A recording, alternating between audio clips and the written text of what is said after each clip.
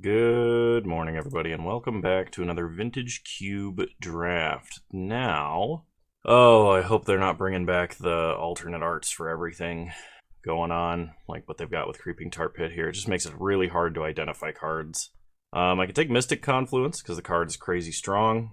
The alternatives are, I could take Giver of Runes, because white, obviously, is one of the best colors.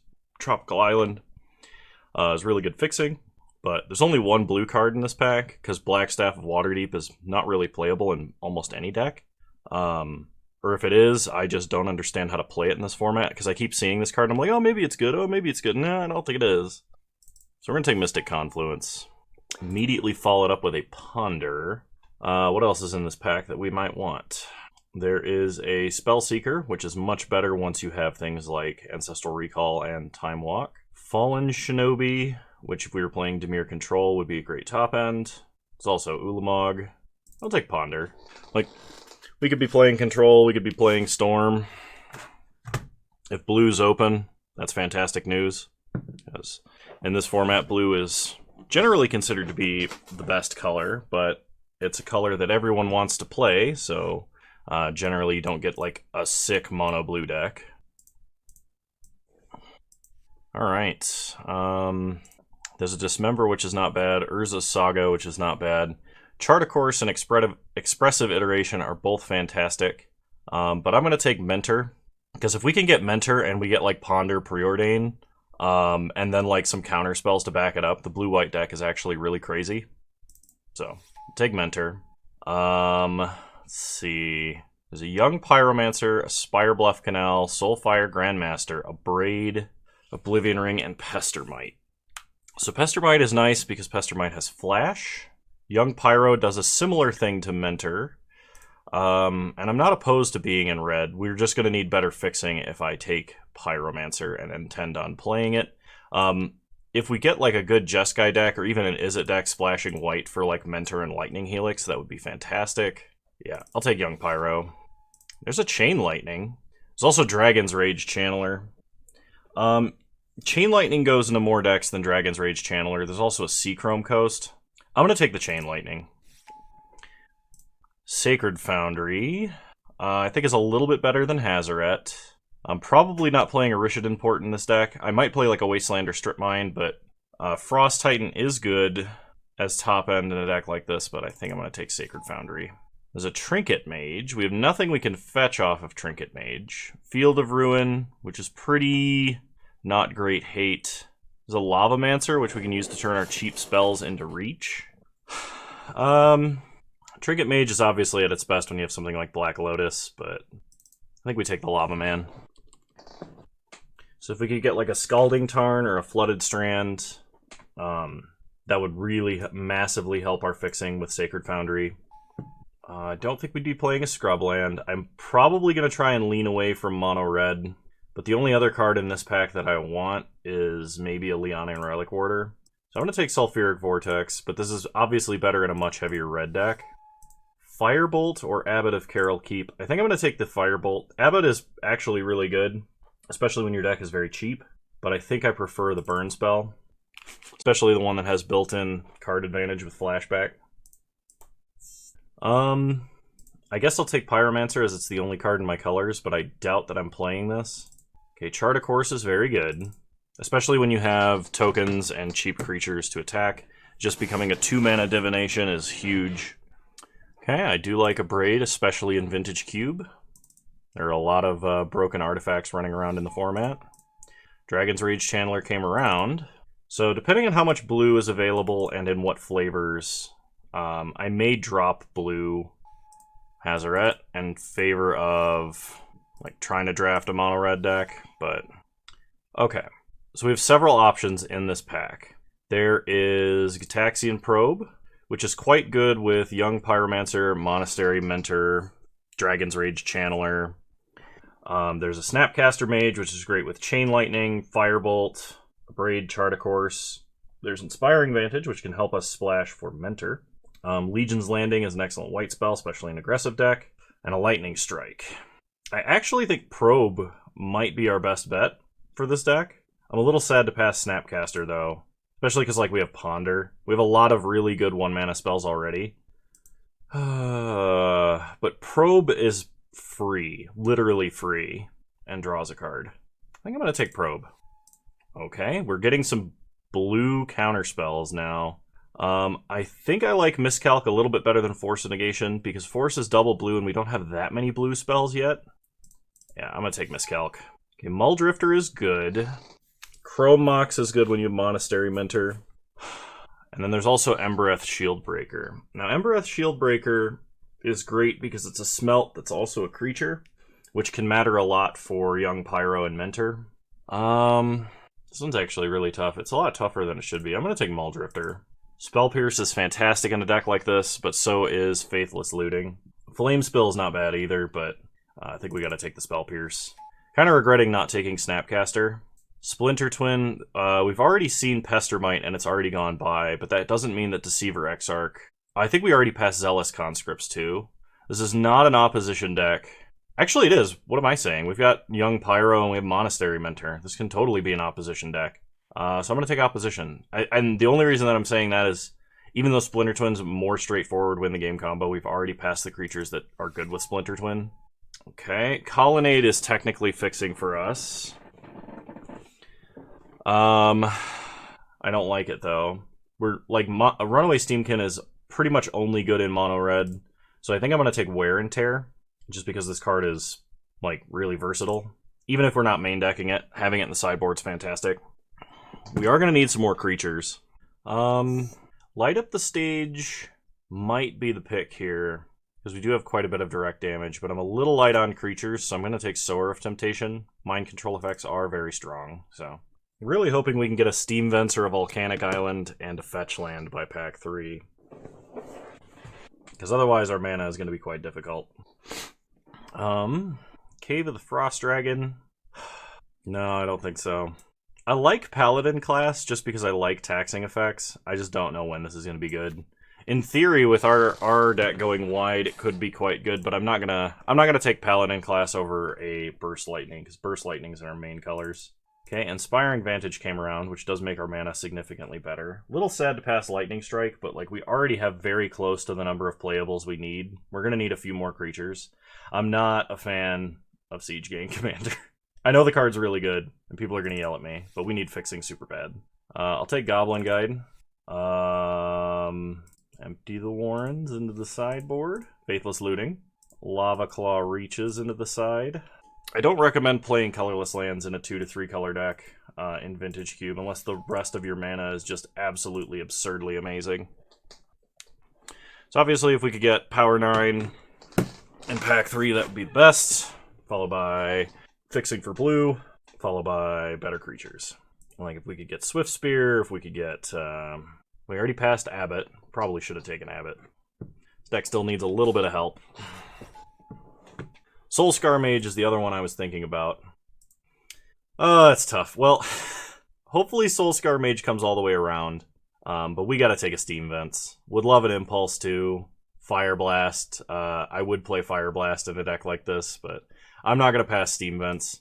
We really need a red or a blue fetch. Ideally a red fetch, because that could get anything. Any red fetch would do. I'd take Wooded Foothills, I don't care.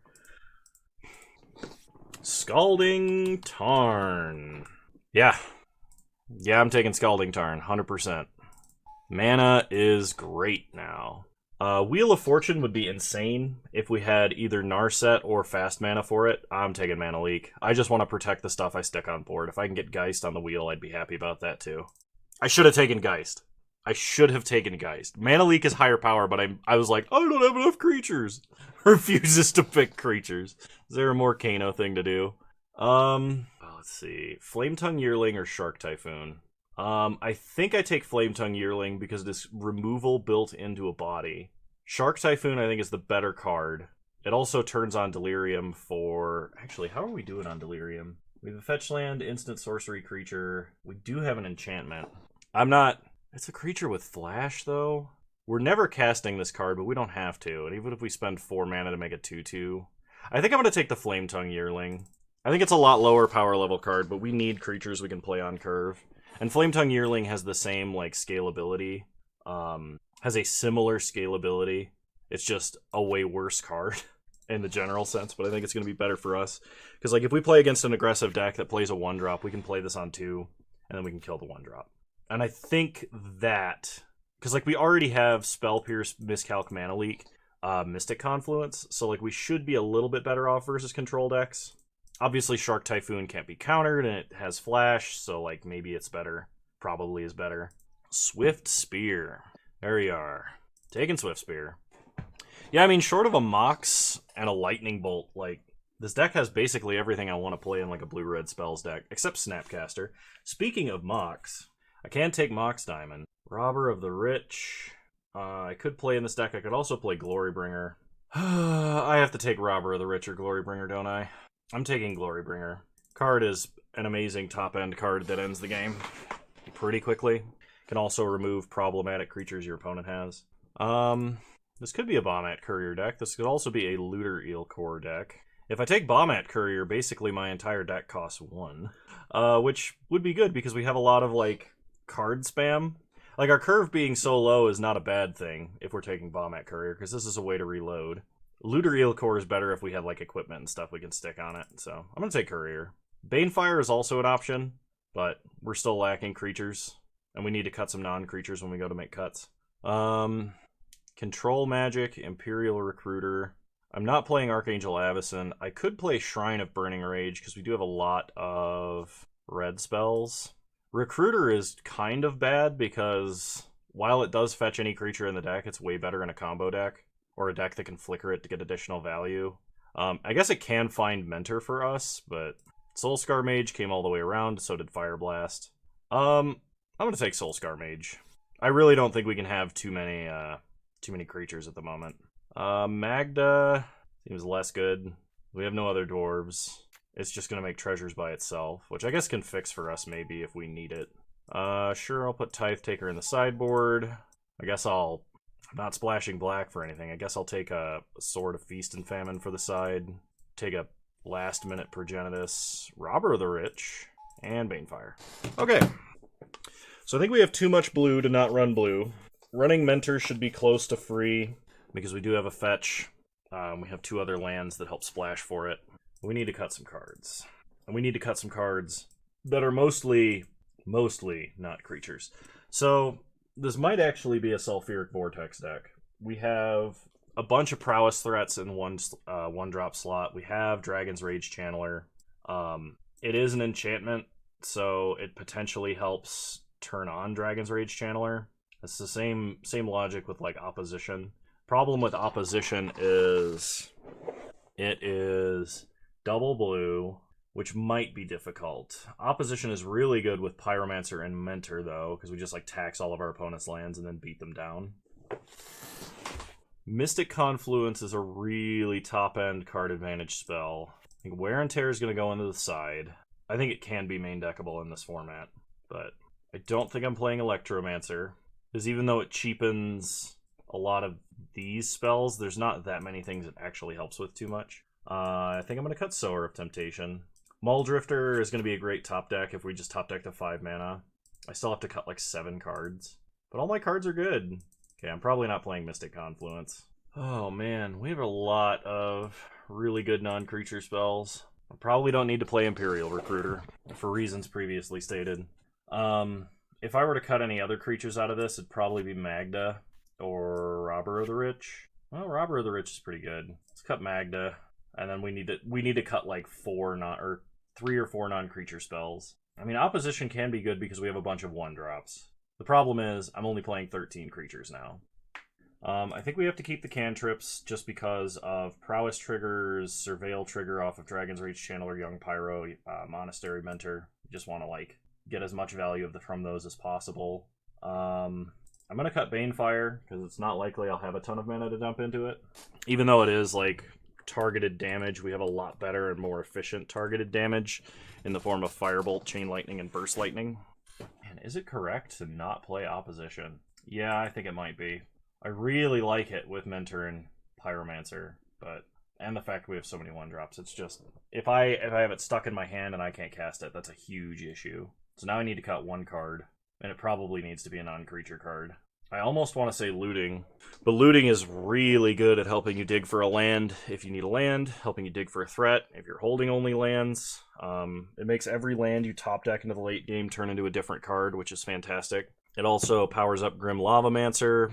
Yeah, I think the only thing I didn't pick up that I wanted, that I really, really wanted, was Snapcaster.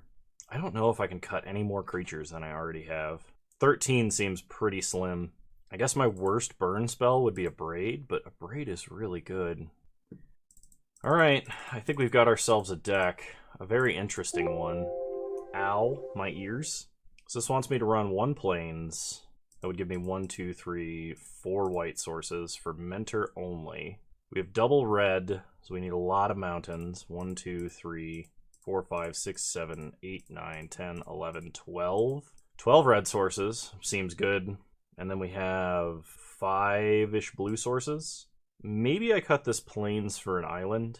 I think that's how we're gonna run this. If I get stuck not being able to play Mentor like every game, that'll be really awkward. But all right, I think we've got a good. Is it tempo like Delvery style deck? So I'll see you guys in round 1. All right, no red mana. Otherwise, this hand might be considered pretty good. I think I'm going to mulligan. Okay, I can work with this, and I'm going to put back, I guess, Sulfuric Vortex. Opponent leads on a plains. Turn off auto yields. Okay, thank God. Moto lagged a bit. I think we will be fetching up a Steam Vents. Play Soulscar. Pass the turn. Opponent. They play an island. They play a Thieving Skydiver. We draw Ponder. Play an island. Pass the turn. Opponent goes to combat. Attacks us for 2. No blocks. Take 2, go to 15. They play a plains. Is this Porcelain Legionnaire? Phyrexian Metamorph. Absolutely not. Okay. We untap. We draw Burst Lightning. Let's get Mentor down while they don't have counter magic. If they have to force this, that would actually be kind of okay. If they let us untap with it, they're probably going to die. Not that turn, but shortly thereafter. They force pitching Cryptic Command. Alright. Well, we played a Mind Rot. A Mind Rot that got 2 powerful action spells. Opponent attacks us for 2, we go to 11. Draw a mountain. Let's go Pondering. Robber of the Rich, Swift Spear. Kind of want to draw Robber of the Rich this turn. Play a mountain. Play Robber of the Rich.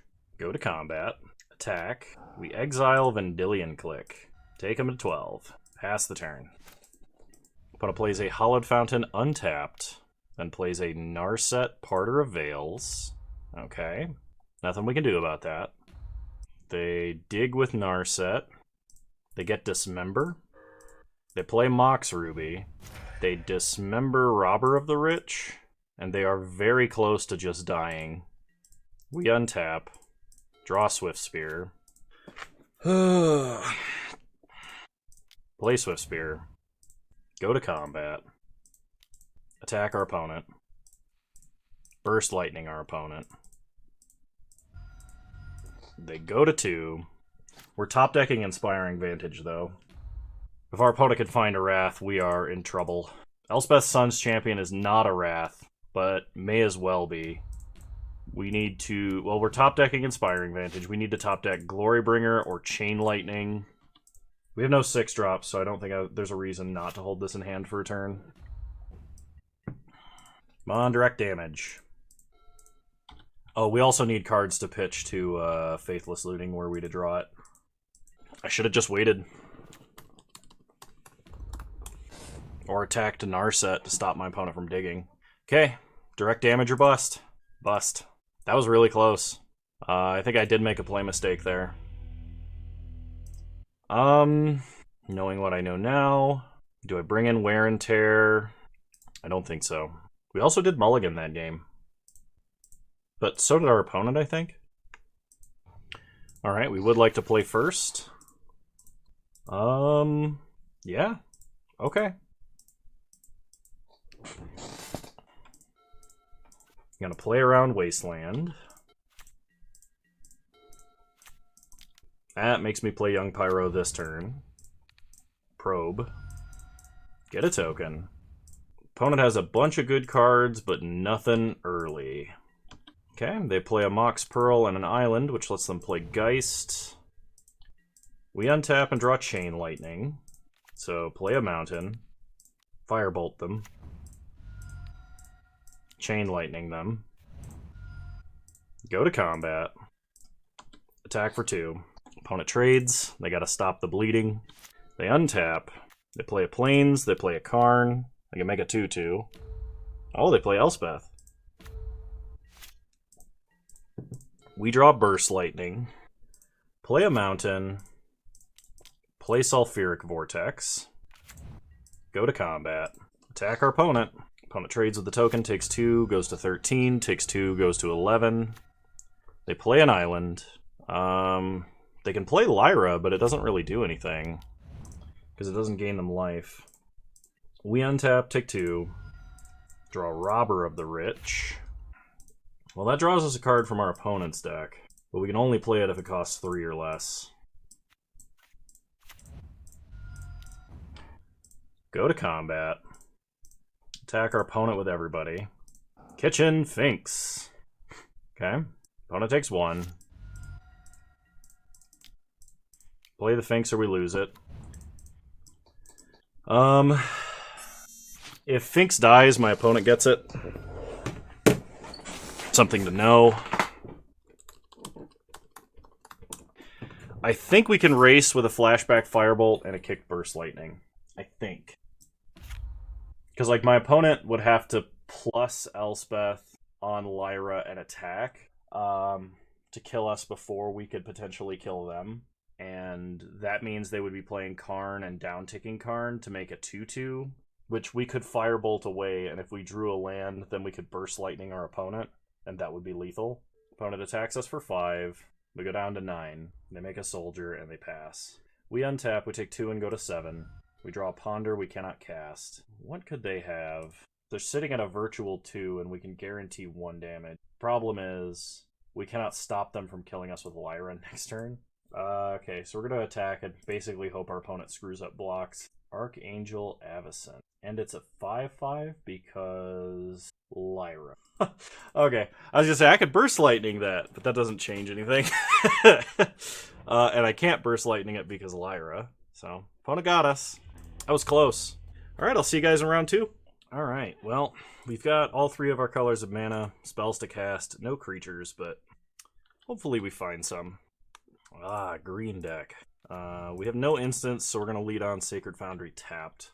This could matter because we're intending to play Sulfuric Vortex this game. Okay, opponent plays an Urza's Saga. Then they play a Skull Clamp. We untap and draw Ponder. Go Pondering. Put back Scalding Tarn, Faithless Looting, Flametongue Yearling. I don't actually think I'm going to shuffle. I think that Yearling is going to be kind of important to answer my opponent's tokens. Unless they just, like, play a million artifacts this turn, which is possible. So opponent gets a land. Urza's Saga takes up to 2. They play another land. They are green-white. Opponent changes their mind. They make a construct at sorcery speed. Are they equipping Skull Clamp? Okay. That makes more sense. That's going to draw them a bunch of cards if I kill it, and I basically have no choice but to kill it. So, play Flametongue Yearling. Kill the construct. Opponent draws cards. Pass the turn. Opponent makes a construct on their upkeep. And they draw. They get another artifact. It's a Mox Jet. And they play a land. And they have a Devoted Druid now. We untap. We draw Scalding Tarn. Play a Mountain. Firebolt the construct. They draw 2. Go to combat. Attack for 2. Giving them the opportunity to block. They don't. So I can either cast Chain Lightning now, or I can play Sulfuric Vortex. And I think I want to play the Vortex. This stops my opponent from playing something big like a Thragtusk or a Greater Gargaroth and then gaining a bunch of life. They're still probably going to be able to play something pretty good using Devoted Druid's mana, because they did just draw 6 cards or something like that. Mind Twist our entire hand away. Well, 3 mana. Rift Sower. Well, we got Mind Twisted. I can Flashback Firebolt. Let's cast Looting. Yeah, let's cast Looting. We get a Goblin Guide. Ditch Mountain and Mountain. Play Guide. Pass the turn. I know somebody in the comments is going to be like, Kano, don't you hate Skull Clamp? Look, you're getting curb stomped by it. I'm like, well, yeah, like I never said Skull Clamp is a bad card. I have never said that. Skull Clamp is a bad card in a lot of decks that people try to run Skull Clamp in. Skull Clamp is actually amazing when done properly. Like when you have Bitter Blossom and you can just pay 1 mana to draw 2 cards anytime you want. Awesome. When you have Urza's Saga and the opponent has to answer the 3/1s that you're making because you have Skull Clamp, awesome. Because then you're telling your opponent, hey, you have to discard each of your like removal spells, and I'm going to draw 2 cards every time you do. That's pretty damn good. Really wish I had that Chain Lightning right now.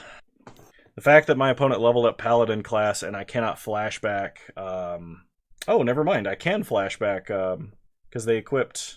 If I draw a land and I flashback Firebolt, I can kill Palace Jailer and then become the Monarch. Alright. Probe them. We draw Robber of the Rich, which we will play. Go to combat. Attack for 4. We exile... They're untapping Devoted Druid. We exile a Plains. So they are going to double block because they don't want to lose the Monarch status. They draw some cards. We cannot play this because Robber the Rich specifies cast.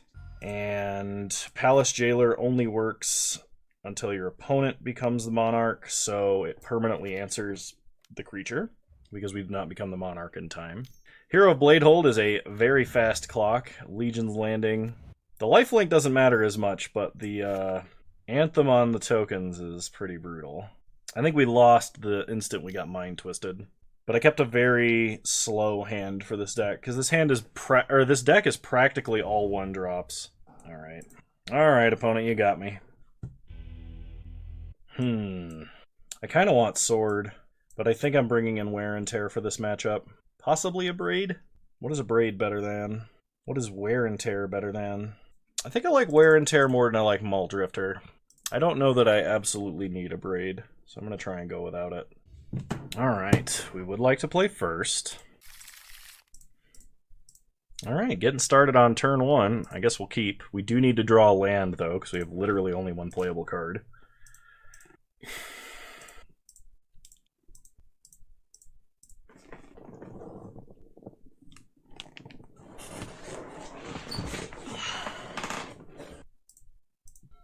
Alright, Mountain, Goblin Guide.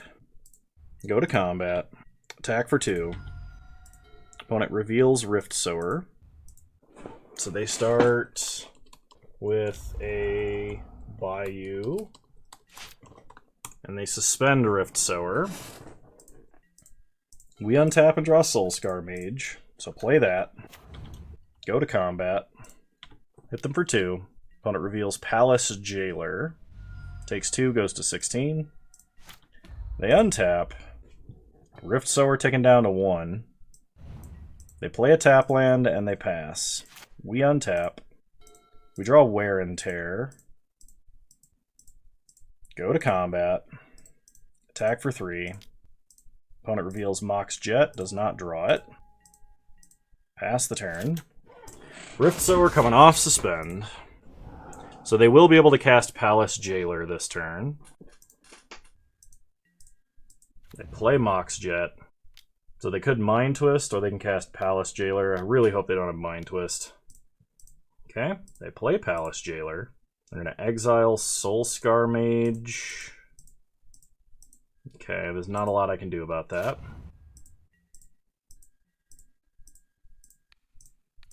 Let's go ahead and destroy their Mox. They draw a card. We untap. We draw a Mountain. Play a Mountain. Go to combat. Attack for 2. They draw Urza's Saga. That's kind of what I was hoping wouldn't happen, but... Alright, we're going to do the damage to Rift Sower, so we can finish it off with the Yearling.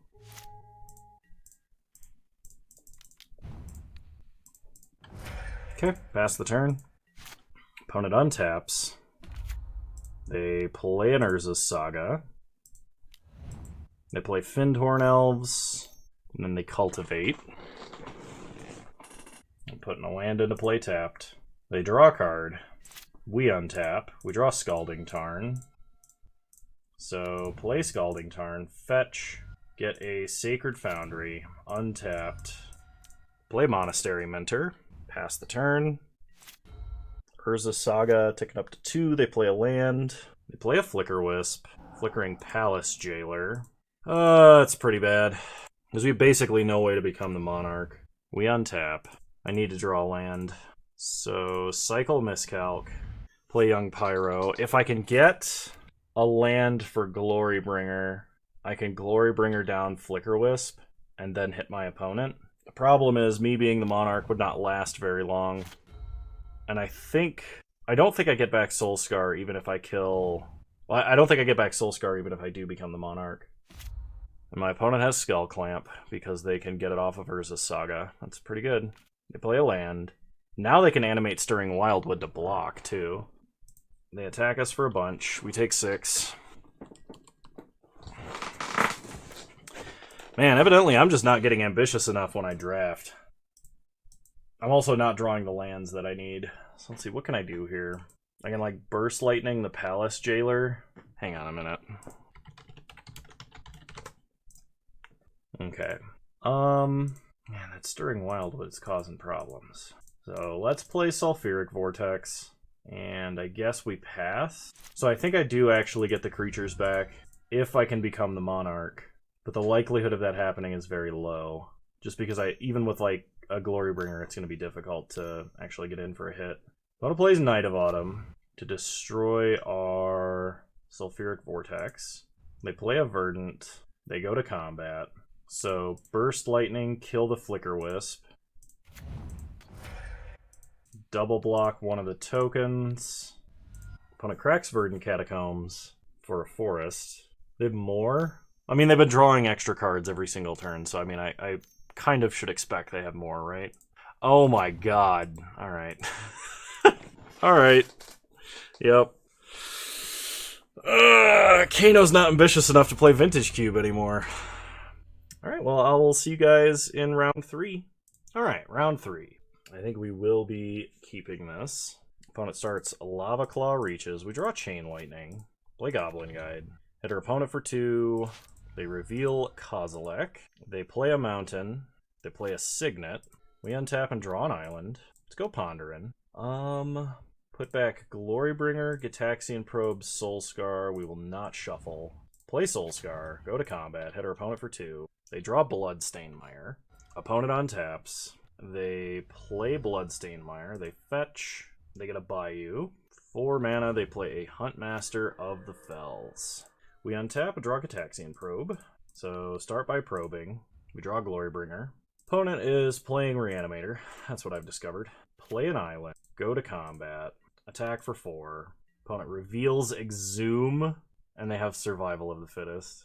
So they're going to be able to reanimate a Tarka here. Kill Huntmaster. Prowess trigger. Pass the turn. And the Tarka is an 8/8. I guess they don't have double green, so... Oh, I'm assuming they can't just Entomb Exhume something, which I realize is a grave error. They Entomb Ulamog. They Exhume Ulamog. We get a Goblin Guide. And we draw a Swift Spear, but... Yep. Okay. I'm gonna bring in Sower of Temptation. And Wear and Tear. I'm gonna cut Muldrifter.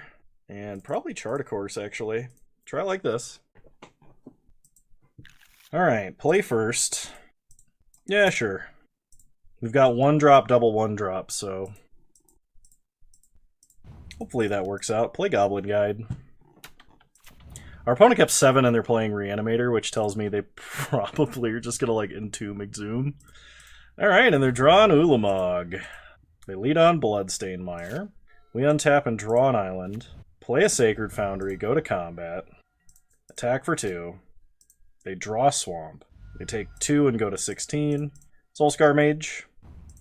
Dragon's Rage Channeler. Pass the turn. Opponent cracks Bloodstained Mire.